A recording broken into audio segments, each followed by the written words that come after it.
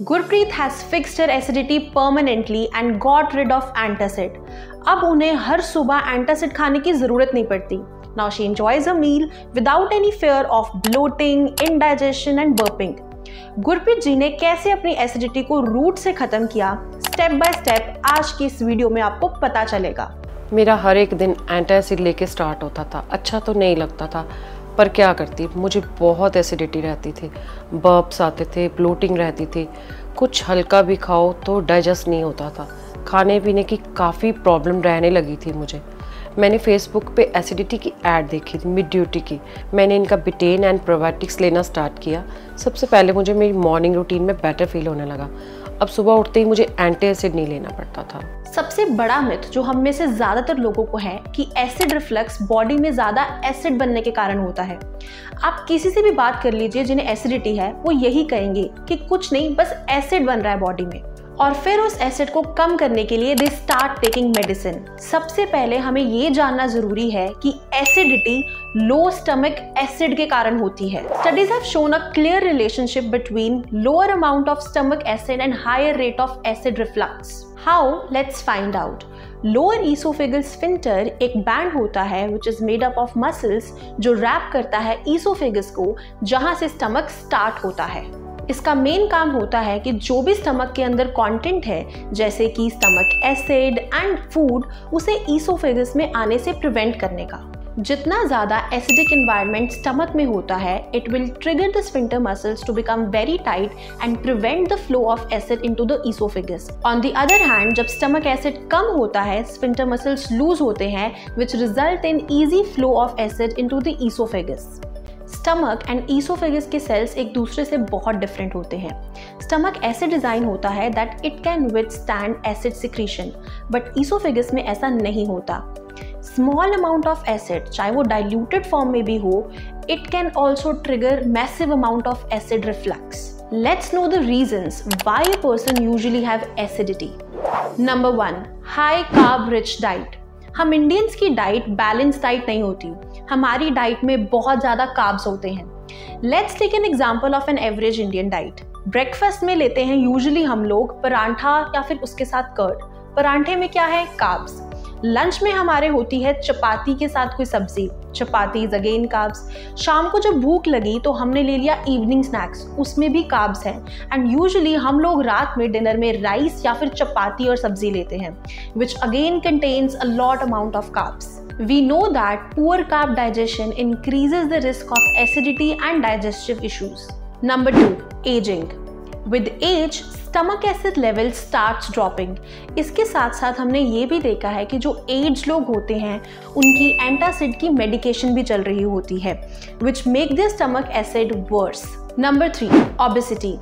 Overweight होने से valve and sphincter पर ज़्यादा प्रेशर पड़ता है that allow the release of acid. इसलिए आपने देखा होगा कि जो भी लोग ओवरवेट होते हैं, they mostly have digestive issues. Number 4, magnesium deficiency. Magnesium के लो होने के कारण स्फिंक्टर की प्रॉपर फंक्शनिंग नहीं होती, that leads to acidity. Now I will tell you how Gurpreet has fixed her acidity. Gurpreet ji ने अपने 3 पैरामीटर्स पर काम किया: lifestyle, dietary habits and supplements. Number 1, lifestyle. Just small changes in your lifestyle can help you reduce the effects of acidity. So, avoid lying down for at least 2 hours after taking a meal या फिर कुछ भी पीने के बाद. जब भी आप खाना खाते हो, try to take small and frequent meals rather than taking a large and heavy meal. While sleeping at night, try to keep your head elevated. Also, manage your weight. अगर आपका भी मिड सेक्शन के around wait ज़्यादा है, try to reduce it so to ease the pressure on stomach. Don't smoke because smoking के कारण oesophageal sphincter muscles की functioning loose हो जाती है. इसके साथ साथ स्मोकिंग डिक्रीज करता है सलाइवा प्रोडक्शन को, which neutralize the acid produced by our body. Now, what are the dietary changes that we need to implement to avoid acidity? Number 1, limit your sugar intake. Because studies में देखा गया है कि sugar आपके gut में inflammation, bloating and gas को trigger करता है. Number 2, if you have acidity issues, try to consume less raw food. आपको फूड को स्टीम या सॉटे फॉर्म में लेना है, बिकॉज इससे वो सॉफ्ट हो जाते हैं and it becomes easy for digestion. Number 3, reduce the intake of refined vegetable oils as it increases the inflammation in the body. Rather, include healthy fats like extra virgin coconut oil, olive oil and desi ghee for cooking. इसके अलावा आपको my duty की website पर acidity का पूरा diet plan भी मिल जाएगा that will help you to ease your digestion.